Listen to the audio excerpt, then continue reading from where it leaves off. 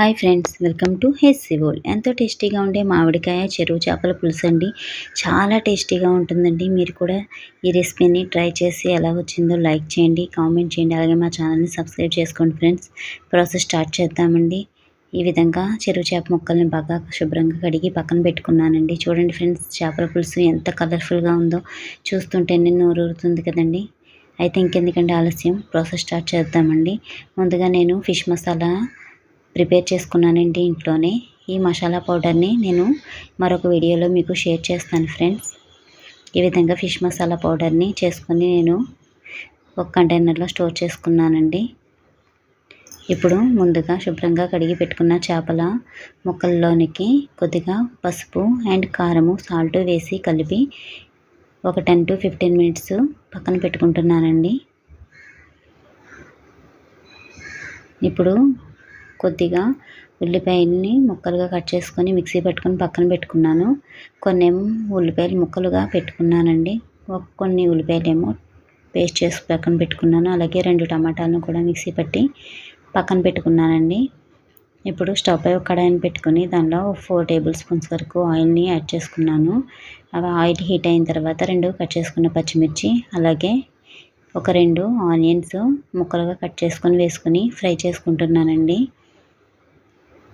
ఇప్పుడు onions fry అయినాక ఇంకొక ఆనియన్ని నేను మిక్సీ పట్టి పేస్ట్ చేసుకున్నానండి. ఆ పేస్ట్ని కూడా యాడ్ చేసి బాగా కలుపుకుంటున్నానండి. ఇవన్నీ కూడా బాగా మిక్స్ అవ్వాలి. మిక్స్ అయ్యి బాగా ఫ్రై అయితేనే మనకి చేపల పులుసు అనేది చాలా బాగుంటుందండి. ఇప్పుడు ఒక 1/2 టీ స్పూన్ పసుపుని యాడ్ చేశాను. అలాగే మనం ముందుగా మిక్సీ పట్టుకున్న టమాటో పేస్ట్ని కూడా వేసి బాగా కలుపుకొని ఫ్రై చేసుకుంటున్నానండి. ఇవన్నీ కూడా ఎంత బాగా ఫ్రై అయితే మనకి పులుసు అనేది అంత చాలా చక్కగా వస్తుందండి. అలాగే ఒక స్పూను అల్లం వెల్లుల్లి పేస్ట్ని కూడా యాడ్ చేశాను. అల్లం వెల్లుల్లి పచ్చివాసన పోయేంత వరకు కూడా మనం మగ్గించుకుందామండి. ఈ మామిడికాయ చేపల పులుసు అనేది చాలా బాగుంటుందండి. నేను వంట చేస్తుంటే మా అమ్మ ఏమో వీడియో తీస్తుంది ఫ్రెండ్స్. చూడండి, ఇప్పుడు నేను ఇంట్లో ప్రిపేర్ చేసుకున్న ఫిష్ మసాలాని పౌడర్ని 1 స్పూనున్నర వేసుకున్నానండి. వేసుకొని అన్నీ కూడా బాగా మసాలాలు అన్నీ ఫ్రై అయ్యేంత వరకు మనం ఫ్రై చేసుకుందామండి. ఇవి సిమ్లో పెట్టి చేసుకోవడం వల్ల మనకి టేస్ట్ బాగుంటుందండి. ఇప్పుడు కర్రీకి తగినంత కారం కూడా ఇప్పుడే యాడ్ చేసుకుందామండి. ఇప్పుడు కర్రీకి తగినంత కల్లుప్పును కూడా యాడ్ చేసుకున్నాను నేను. ఇవన్నీ కూడా బాగా కలుపుకుందామండి.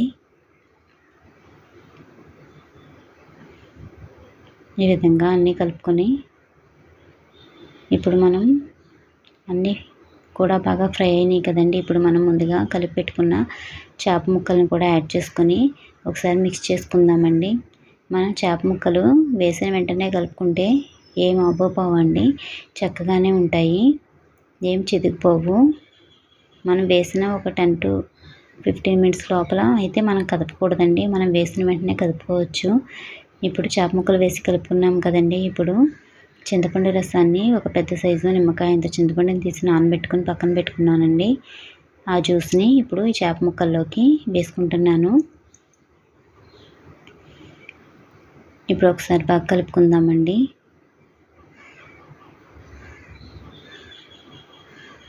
ఇప్పుడు కొద్దిగా ముందుగానే మనం కొత్తిమీరని కూడా యాడ్ చేసుకుందామండి.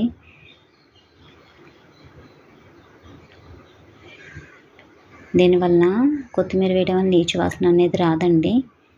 ఫ్లేవర్ కూడా బాగుంటుంది పులుసు అంతా మరిగేటప్పుడు కొత్తిమీర వేసుకుంటే. ఇప్పుడు మనం 1 స్పూన్ వరకు బెల్లం తరిగి పక్కన పెట్టుకుంటున్నానండి. చూడండి ఫ్రెండ్స్, మేము చేయించుకున్న చేపలో ఎంత పెద్ద చెన వచ్చిందో. ఈ చెన అంటే మా పిల్లలకు చాలా ఇష్టం అండి. చెన ఉన్న చేపలే తీసుకోమంటారు. చూడండి ఫ్రెండ్స్, ఇప్పుడు మూత పెట్టి ఒక 2 మినిట్స్ మనం కుక్ చేసుకుందామండి. ఇప్పుడు పులుసు మరుగుతుంది కదండి. ఇప్పుడు మనం బెల్లాన్ని యాడ్ చేసుకుందామండి.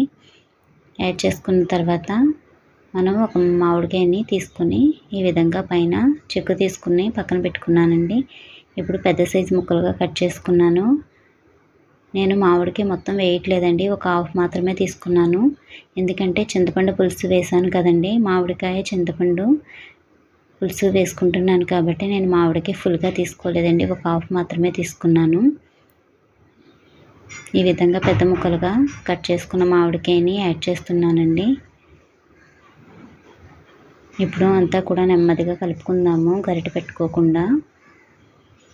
చూడండి ఫ్రెండ్స్, ఇప్పుడు చక్కగా పులుసు అనేది బాగా మరుగుతుంది కదండి.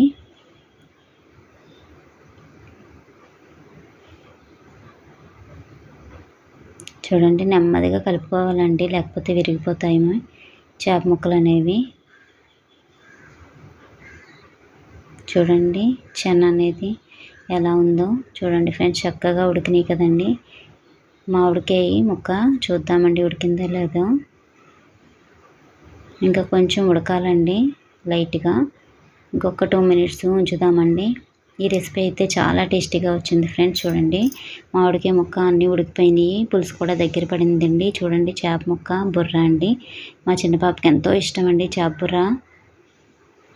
చూడండి ఫ్రెండ్స్, ఈ రెసిపీ మీరు కూడా ట్రై చేసి రెసిపీ ఎలా వచ్చిందో కామెంట్ చేయండి ఫ్రెండ్స్. చాలా అయితే చాలా బాగుంది కర్రీ. ఈ చేపల పులుసు, మామిడికాయ చేపల పులుసు అండి, చాలా టేస్టీగా ఉంటుందండి. ఈ రెసిపీ మీకు నచ్చినట్టయితే లైక్ చేయండి, సబ్స్క్రైబ్ చేసుకోండి, అలా కామెంట్ చేయండి ఫ్రెండ్స్. Thank you.